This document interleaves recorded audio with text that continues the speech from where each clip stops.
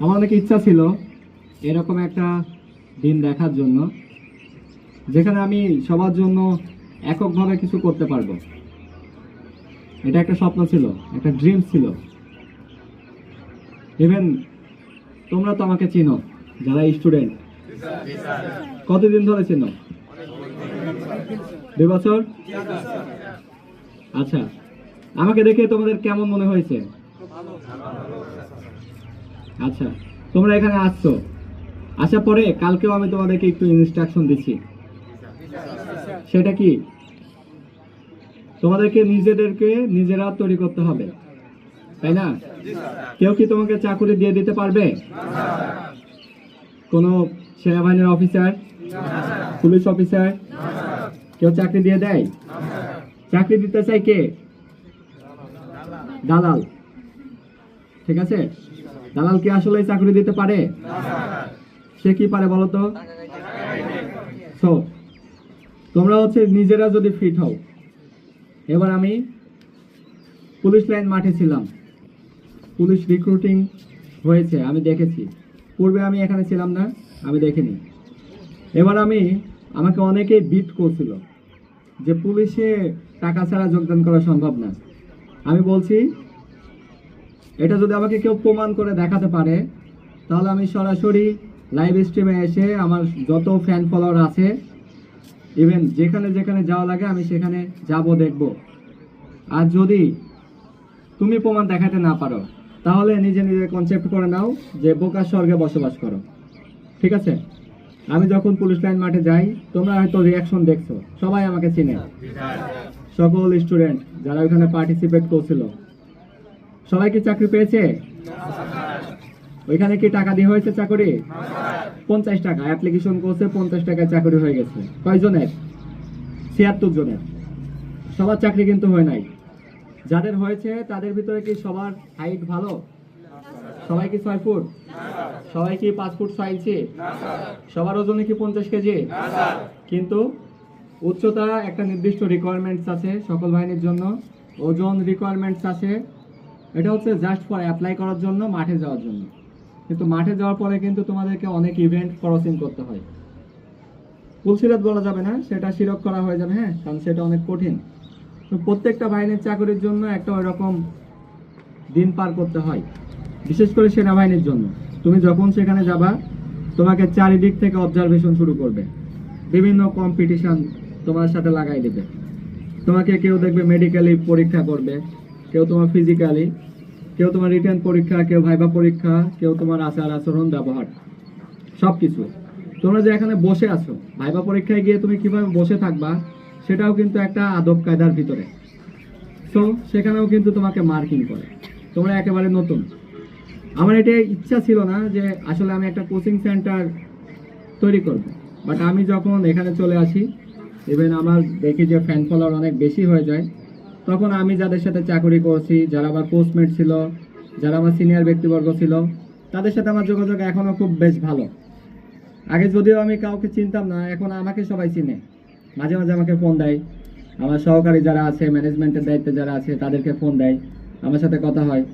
তারা আমাকে এতটুকু অনুপ্রেরণা দিচ্ছে যে আলামিন, তুমি একটা কোচিং সেন্টার চালাও, ইভেন আমাদেরকে সেখানে চাইলে তুমি কোনো অংশে রাখতে পারো।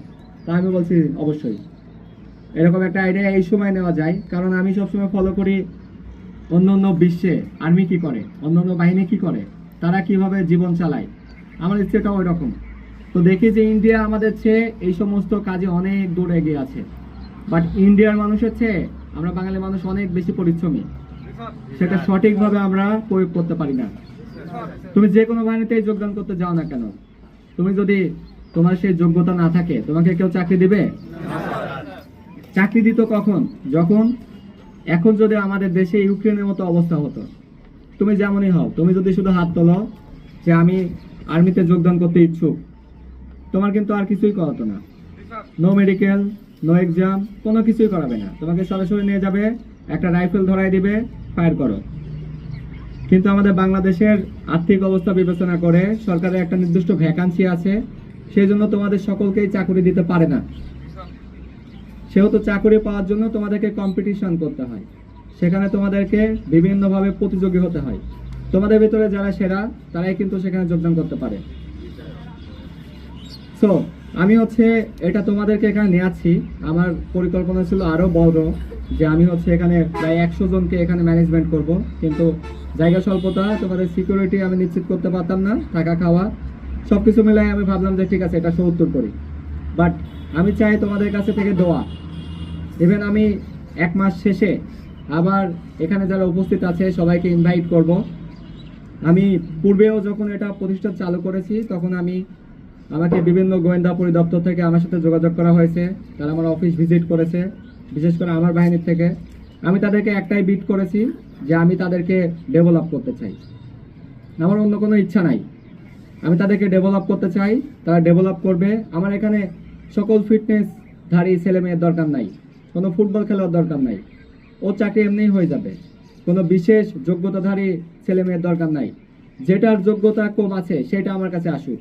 যার ওজন একটু বেশি আছে, যার ওজন একটু কম আছে, যার একটু নর্মালি ফিজিক্যালি কন্ডিশন লো আছে, যে হচ্ছে রিটেন পরীক্ষা ভাইভা পরীক্ষা সম্পর্কে একেবারেই জানে না, সেগুলো আমার প্রয়োজন, আমি সেগুলোকে তৈরি করব।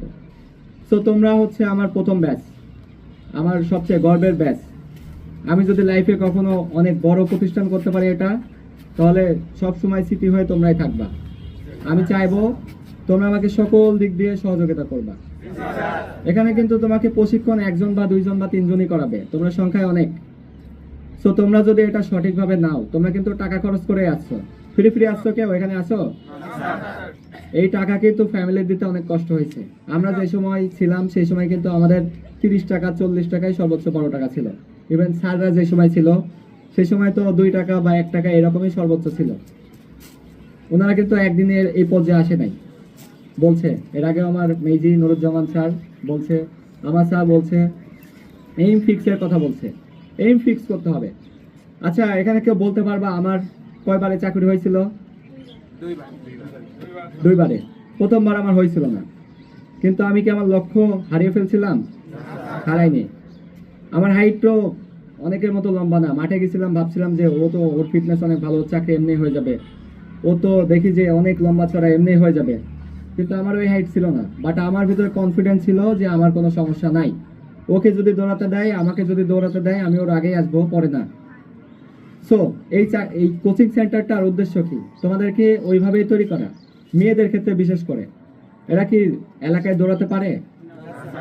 ওরা কি ওই ঘরে বসে থেকে বাবা মার সামনে পুশ আপ বা অন্য কিছু করতে পারে? ওই সুযোগ আছে? কিন্তু যে কোনো বাহিনীতে যোগদান করতে গেলে এগুলা ছাড়া কি তাকে যোগদান করায়? সো তোমরা এখানে কেউ আছো যে 20টা 15টা পুশ আপ দিতে পারো? কেউ নাই।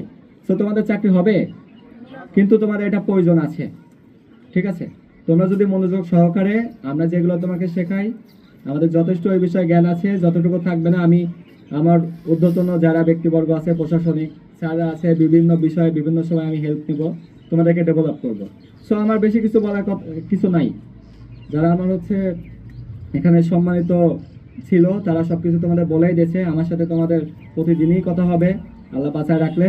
তোমরা আমার জন্য দোয়া করবা, ইভেন প্রতিষ্ঠানের জন্য দোয়া করবা। তোমরা আমার প্রথম ব্যাচ, আলহামদুলিল্লাহ। ঠিক আছে, আমি শেষ করতেছি। আশা করি পরবর্তী দিনগুলো তোমাদের সাথে খুব ভালো কাটবে। কষ্ট হলেও হাসি মুখে নেবা, সবকিছু টেক ইট ইজি হয়ে যাবে।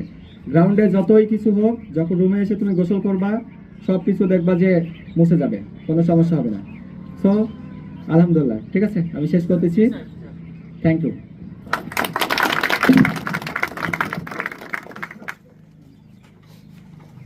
ধন্যবাদ প্রতিষ্ঠানের পরিচালক।